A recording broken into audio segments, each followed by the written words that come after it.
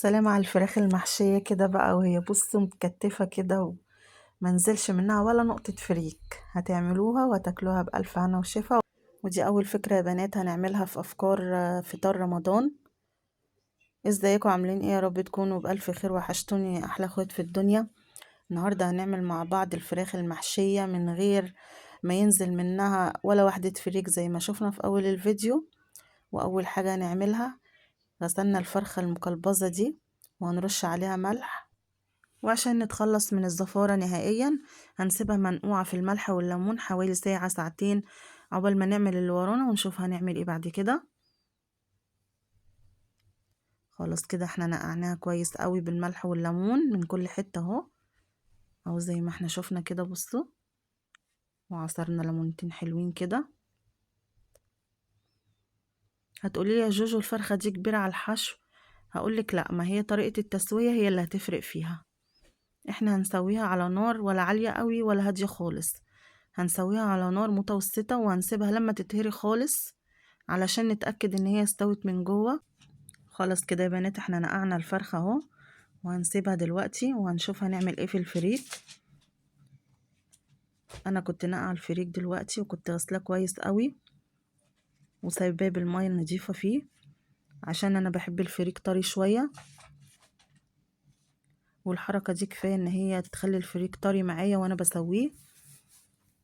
ودلوقتي انا صفيته اهو زي ما احنا شايفين كده. بصوا يا بنات، وهشوحه على النار دلوقتي. هقلبه بالسمنة والملح والفلفل الاسمر بس. زي ما انتوا عارفين انا قلت لكم قبل كده ان انا بحب احط الملح والفلفل الاسمر يدوب بس، عشان طعم الاكل معايا ما يتغيرش وطعم الفراخ يفضل زي ما هو، سواء لحمة سواء فراخ. ودلوقتي هبتدي اقلب الفريك وهضيف له الملح والفلفل. هقلبه بس على النار، وهحط معلقتين سمنة يا دوب بس، انا مش هسويه بميه ولا باي حاجه. وهكتفي بالخطوه دي وبعد كده هحشيه في الفرخه. عايزه اقول لكم على حاجه بسيطه قوي في الفريك، ان انتوا لازم تعلوا الحياء بتاعه شويه في الملح، عشان هو لما بيتحشي بينزل الاملاح اللي فيه شويه في الشوربه. فعشان كده لازم نحيق الفريك كويس عشان يبقى ملحه مظبوط. يعني ما تملحوش قوي ولا حاجه، بس ظبطي الملح بتاعه عشان لو عدم شويه في الشوربه يبقى لسه حيق برضو. فانتي اعملي حساب النقطه دي. خلاص كده انا هقلبه تقلبتين كده بسيطة، وبكده يكون الفريك معايا جاهز اهو زي ما احنا شايفين كده. وهغسل الفرخة بتاعتي من الملح والليمون، هي كده خلاص اتنقعت وبقت نضيفة وزي الفل بسبب الملح والليمون. ودلوقتي يا حبايبي اللي وصل لغاية هنا يحط اللايك واشترك في القناة عشان يوصلكوا كل جديد. هكون سعيدة جدا بوجودكم معايا. خلاص كده الفريك يعتبر جاهز وما بياخدش تسوية خالص على النار اهو زي ما احنا شايفين كده. يدوب قلبته بس كده من غير اي مادة سايلة ولا حاجة. وادي الفراخ بعد ما غسلتها كده جاهزة ان انا احشيها اهو. انا باخد طبق فريك عشان ما زفروش كله. وعايزة اقول لكم لو فوت حبة كده ما يجراش حاجة، انا بشيلهم في كيس في الفريزر، هما كده جاهزين ان انا احشي بيهم اي حاجة. دلوقتي هدعك الفرخة، ادعكها من الصدر ومن الورك وكل حاجة فيها، عشان لما نيجي نسويها كده تبقى حقيقة من جوه اهو. بصوا، في وصفات يا حبايبي برضو بتبقى بتدعكيها جوه كده بالبصل، بصلايه مفرومه كده وفلفل اسمر وملح. بس انا بصراحه بفضل الخطوه دي بس، عشان بتبقى خفيفه شويه وزي ما تحبوا يعني اهو. بصوا دلوقتي هحشيها بكل سهوله. ودلوقتي يا ست الكل هتقولي لي طب الفرخه مفتوحه قوي هتعملي فيها ايه؟ هقولك دلوقتي هنحشيها وهنشوف مع بعض هنسدها ازاي، وهنتاكد ان هي مش هتتفتح معانا في الشوربه.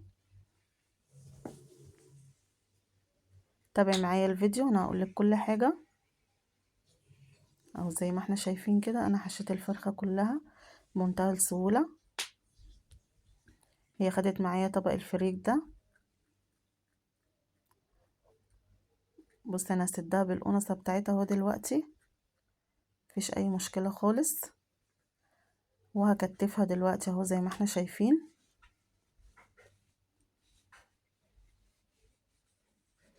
واهم حاجة هعملها دلوقتي الخطوة اللي جاية علشان اتأكد ان هي متتفتحش ابدا مني، والفريك هيبقى طالع مفلفل وزي الفل. وهنشوفه دلوقتي مع بعض اهو زي ما احنا شايفين كده. بصوا دلوقتي همسك الفتلة وهحاول اكتفها عشان الوراك دي ما تتفلتش من بعض في الشوربة، ودي خطوة مهمة جدا يا جماعة.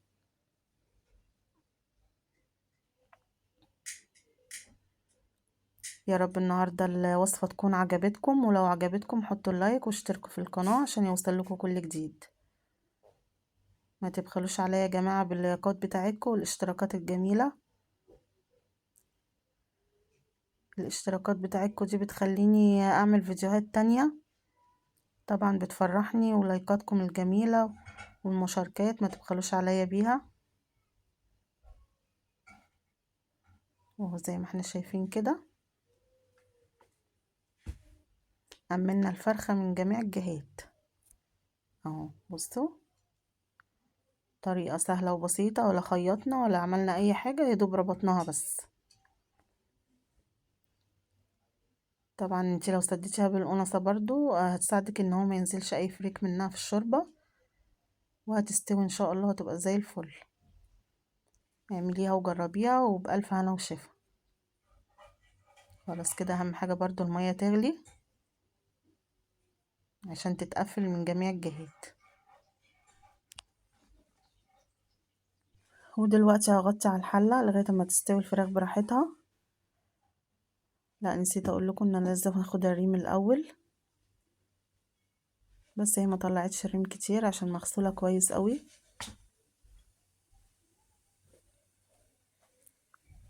هشيل الغطا تاني مرة اهو، اتأكد ان مفيش ريم فيها. خلاص كده شلت الريم كله منها اهو. بصوا هي حاجات بسيطة قوي يا جماعة. دلوقتي كنت محضرة بصلاية، احط للشوربة دلوقتي البصل والملح والفلفل الاسمر، ويدوب خلاص على كده.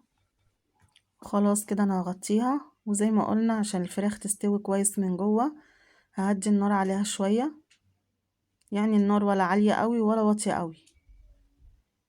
خلاص كده هغطيها واسيبها تستوي براحتها، وبين كل فترة والتانية هقلبها.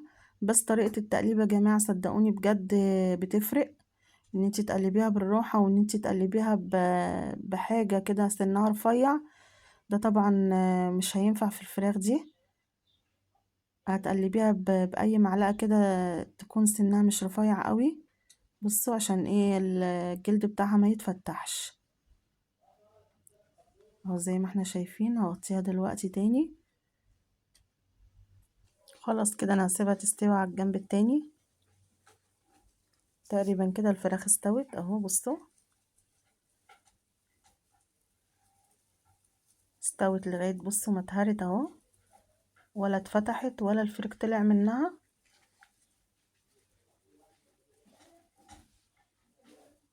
والفراخ دايبة خالص، واهم حاجة ان هي لسه متكتفة برضو ما فكتش. الفرخة دي يا جماعة فرخة بيضة عادية خالص ما بتاخدش سوا، فان احنا نعملها بالفريك وتطلع بالجمال ده، يعني الطريقة اللي سويناها بيها طريقة ناجحة 100%. اهو بصوا الفراخ دايبة دايبة خالص ومستوية. يا دوب احنا هنديها وش كده في الفرن، هنحمر وشها بس هي من جوه ومن بره مستوية خالص. بس هندخلها الفرن تاخد اللون الذهبي الجميل. دلوقتي احنا هنحط معلقتين سمنة كده حلوين ورشة من الملح والفلفل الاسمر برضو اهو بصوا. وبعد ما تطلع من الفرن هوريها لكم اهو زي ما احنا شايفين الفرخة مستوية خالص. ودلوقتي عقبال ما الفرخة تتحمر في الفرن هنعمل مع بعض طبقين ملوخية حلوين كده، ملوخية ناشفة، وهوريها لكم بالطريقة دي. كنت مقطعة طماطمية كده صغيرة ويا دوب هديها تقليبة على النار من غير اي حاجة، وهزود عليها الشوربة بس.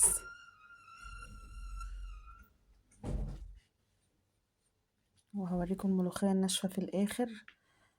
بصراحة ريحتها كانت جايبة اخر الدنيا. ودلوقتي هزود طبقين من الشوربة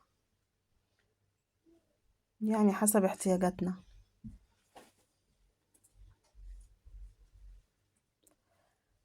وهسيب الشوربة تغلي كويس مع الطماطمية، يعني تتسبك كويس مع الشوربة.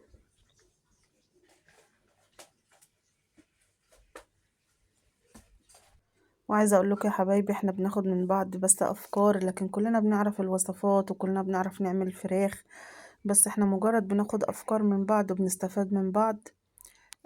وطبعا نفسي بجد تجربوا الوصفة دي وتكتبوا لي في الكومنتات عجبتكم ولا لأ. بس ان شاء الله هتنفع معاكم.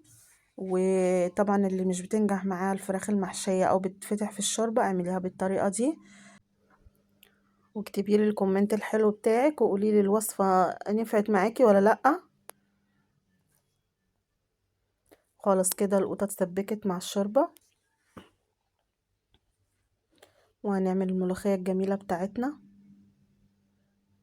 بص الملوخية دي انا شاريها من العطار وقال لي الملوخية دي مش عايزة تتنضف ولا اي حاجة، بس انا برضو مسكتها نضفتها وهزيتها خالص من التراب. انتوا عارفين طبعا لازم الملوخية الناشفة تهز كويس بالمنخل. وحطيتها في البرطمان ده بالشكل ده، كل ما اعوز اطلع استعمل منها بكل سهولة وبكل نظافة.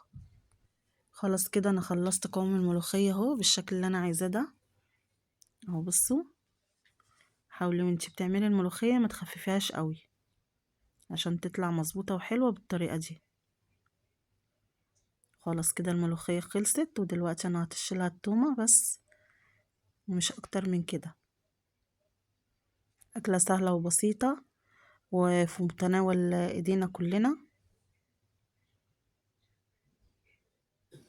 يعني يوم كده ويوم كده وهتمشي الدنيا وهيمشي الحال في ظل الظروف اللي احنا فيها دي دلوقتي والغلا.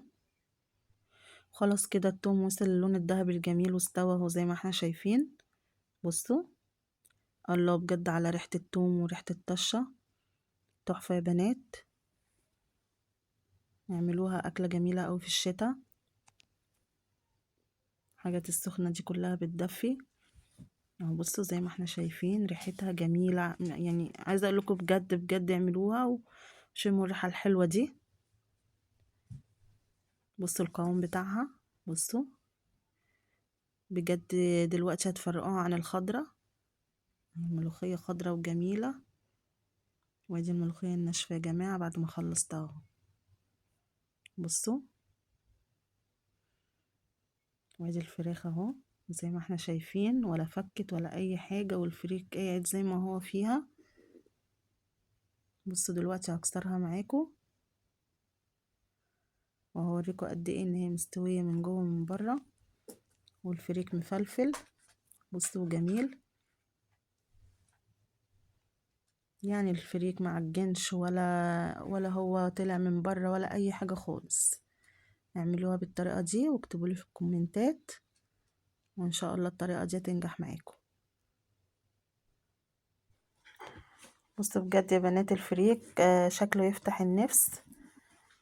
اعملوه بقى بالهنا والشفا وقولوا لي في الكومنتات، وبتمنى لو الفيديو عجبكم تحطوا لايك وتشتركوا في القناة عشان يوصلكوا كل جديد.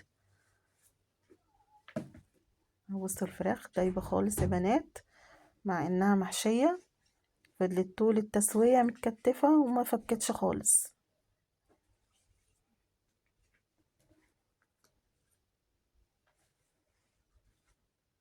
وادي الورك يا جماعة اهو، مفيهوش اي تجمعات دموية خالص اهو. بصوا بصوا الفريك.